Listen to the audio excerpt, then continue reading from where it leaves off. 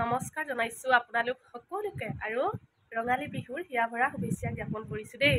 আৰু আপোনালোকে জেতুকা ল'লেনে? মই ল'লোঁ, দেখিছেনে? আৰু আপোনালোকৰ বিহু ভালে ভালে গ'লনে জনাবচোন। আৰু মই এতিয়া কি কৰিছোঁ জানেনে?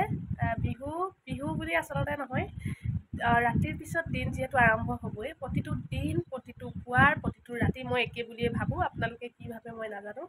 দিন একে মানে ভাবি লওঁ আৰু বিশেষ মানে কি আৰু বিহু বা অন্য কিবা কিবি উৎসৱ বুলি যে আমুকটো কৰিব নালাগে তেনেকৈ বুলি মই নাভাবোঁ। আচলতে বেলেগে ভাবিবও পাৰে। তাৰ পাছতে এতিয়া মই উলিয়াই লৈছোঁ, বিহু আগতে যিহেতু কাপোৰ কেইযোৰমান দিয়া হৈ আছিলে, মই বিভিন্ন কামত ব্যস্ত, তাৰ পাছতে পিঠা পনাও বনালোঁ, সেয়েহে কাপোৰ কেইযোৰমান থাকি গ'ল। এতিয়া মই কাপোৰ এযোৰ থাপ মাৰি চিলাই লওঁ বুলি ভাবিছোঁ। আমাৰ ওচৰৰে এগৰাকী বোৱাৰীয়ে দিছেহি এইযোৰ, একেবাৰে সাধাৰণ চিম্পুল কাপোৰ, গৰমত পিন্ধিবলৈ ভাল হ'ব। আচলতে সাধাৰণ কাপোৰ বুলি নহয়, যিহেতু তেওঁলোকে খুব আগ্ৰহে বিহু বুলি এযোৰ কাপোৰ লৈছে। আচলতে দামটোৰ লগত কোনো কথা নাই, মই ভাবোঁ দেই, দামৰ লগত কোনো কথা নাই। তেওঁলোকৰ সাধ্য অনুযায়ী যিযোৰ কাপোৰ আনিব সেইযোৰ লাগিলে 100 টকীয়াই হওক বা 200 টকীয়াই হওক, হয়নে নহয়?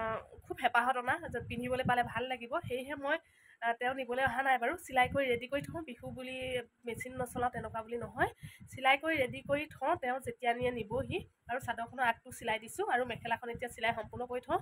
তেওঁ যিহেতু ওচৰৰ ইঘৰ সিঘৰলৈ পিন্ধি যাব পাৰিব, সেই বুলিয়ে চাগে সম্ভৱ দিছে।